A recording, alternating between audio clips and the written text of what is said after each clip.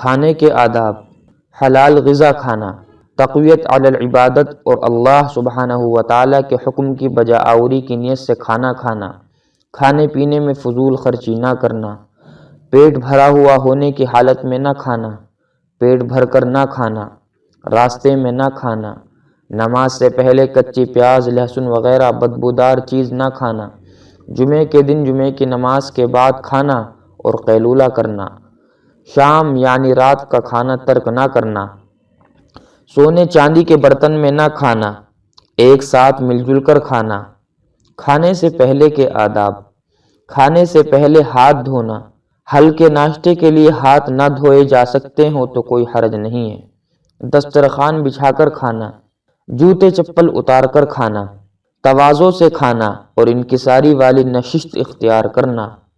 Note: کھانے کے لیے بیٹھنے کے 3 مستحب طریقے علامہ شامی رحمۃ اللہ علیہ نے نقل فرمائے ہیں۔ نمبر 1، اکڑو، یعنی آدمی سرین پر بیٹھے اور گھٹنوں کو کھڑا رکھے، اسی کو علامہ شامی رحمۃ اللہ علیہ نے پہلا درجہ دیا ہے۔ نمبر 2، دو زانو، یعنی جیسے ہم نماز میں قعدے کے اندر بیٹھتے ہیں، لیکن اس میں یہ ہے کہ نماز میں بیٹھنے کے دوران تو بائیں پاؤں کو بچھا کر دائیں پاؤں کو کھڑا رکھتے ہیں، اور کھانے کے لیے بیٹھنے میں دونوں پاؤں کو بچھایا جائے گا اور ایک کی پشت دوسرے پر رکھ کر اور آگے کی طرف جھک کر بیٹھیں گے۔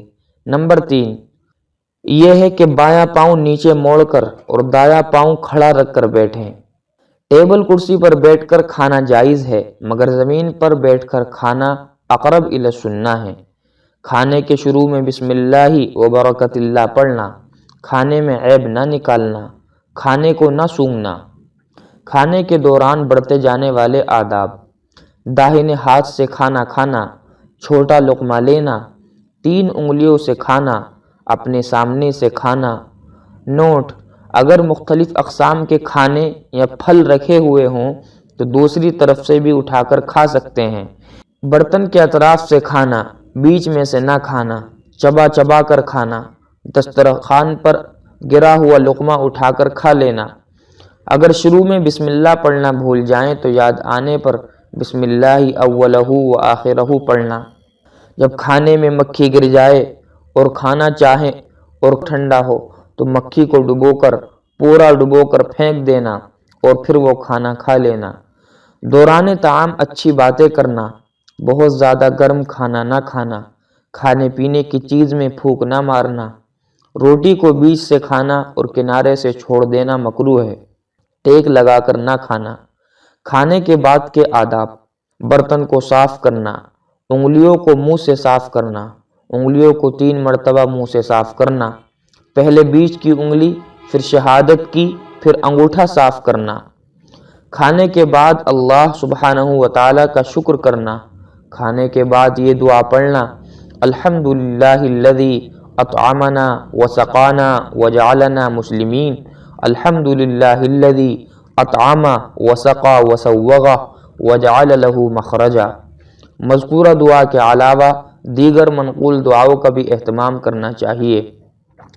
پہلے دسترخوان اٹھانا پھر خود اٹھنا، کھانے کے بعد ہاتھ دھونا، کھانے کے بعد انگلیوں کو صاف کر کے رومال یا ٹیشو پیپر استعمال کرنے میں کوئی حرج نہیں ہے۔ کھانے کے بعد کلی کرنا، کھانے کے بعد خلال کرنا۔ کھانے میں دوسروں کے تعلق سے آداب: حاضرین کو کھانے پر بلانا، اگر سب کا مشترکہ کھانا ہو تو صراحتاً یا دلالتاً ساتھیوں کی اجازت کے بغیر بلانا درست نہیں ہے۔ خادم کو اپنے ساتھ کھلانا یا کم از کم اس کو کچھ نہ کچھ کھانا دے دینا۔ کھانے پینے کے وقت بلا وجہ حلت و حرمت کی تحقیقات نہ کرنا۔ کھانے کی مقدار کم ہو تو ایک دوسرے کو ترجیح دینا۔ ساتھیوں کے مزاج کی رعایت کرتے ہوئے کھانا، یعنی کھانے کے دوران ایسی کوئی صورت اختیار نہ کرنا جو ساتھیوں کو ناگوار ہو۔ کھاتے وقت موت یا کسی ناگوار چیز کا تذکرہ نہ کرنا تاکہ حاضرین کو کدورت نہ ہو۔ ایک ساتھ ایک سے زیادہ کھجوریں، نیز اس طرح کی دوسری چیزیں انگور وغیرہ کو شریک طعام کی اجازت کے بغیر نہ کھانا۔ شریک طعام کو دیکھتے نہ رہنا۔ اکٹھے کھانے میں سب کے ساتھ فارغ ہونا۔ دوسروں کے یہاں کھانا کھا کر ان کے واسطے خیر و برکت کی دعا کرنا۔